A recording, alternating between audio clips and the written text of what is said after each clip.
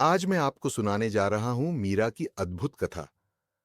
बहुत समय पहले मीरा नाम की लड़की की शादी एक संस्कारी और धार्मिक घराने में हुई, जहां घर घर ठाकुर जी और राधा रानी की भक्ति होती थी। एक दिन मोहल्ले की महिलाएं बरसाना जाने लगीं। मीरा भी उत्साहित थी, पर जाने से एक रात पहले उसके पैर में चोट लग गई। अब सोचिए, मन तो दर्शन का कर रहा है, पर पैर साथ नहीं दे रहा।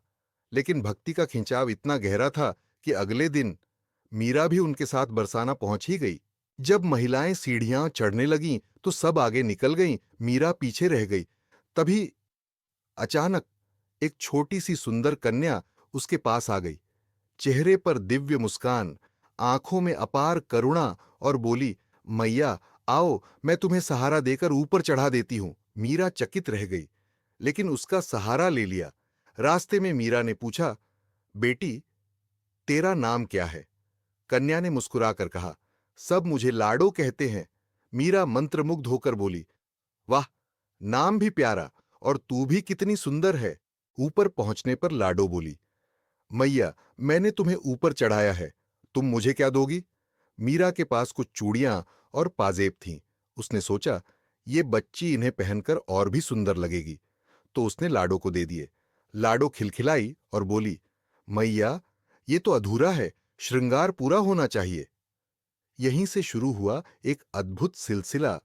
हर दिन मीरा लाडो के लिए कुछ न कुछ लेकर आने लगी। कभी चुनरी, कभी लहंगा, कभी कंगन, कभी बिंदी। छठे दिन जब मीरा पहुंची, तो लाडो के साथ एक सुंदर सांवला सा बालक भी खड़ा था। उसकी बड़ी बड़ी आंखें, मोहक मुस्कान।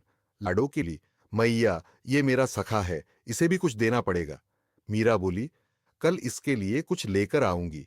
अगले दिन मीरा पीतांबर, मोरपंख, मुकुट और बांसुरी लाई। उसका हृदय भर आया।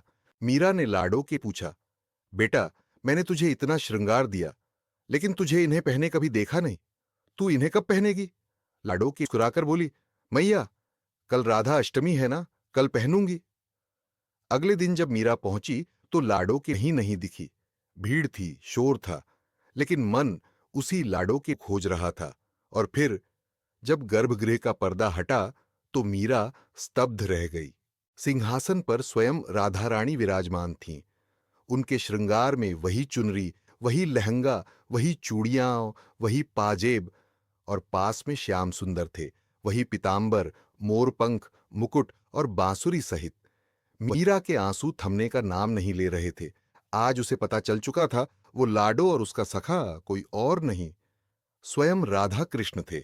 कहते हैं, उसी दिन से मीरा का पैर बिल्कुल ठीक हो गया, और उसके घर आंगन में सदा के लिए राधा कृष्ण की कृपा बरसने लगी।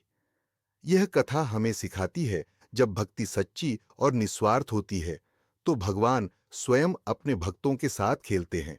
अगर आपको यह दिव्य कथा पसंद आई हो, तो वीडियो को लाइक और शेयर जरूर करें, और ऐसी ही भक्ति से जुड़ी लीलाएं सुनने के लिए चैनल को सब्सक्राइब करना न भूलें।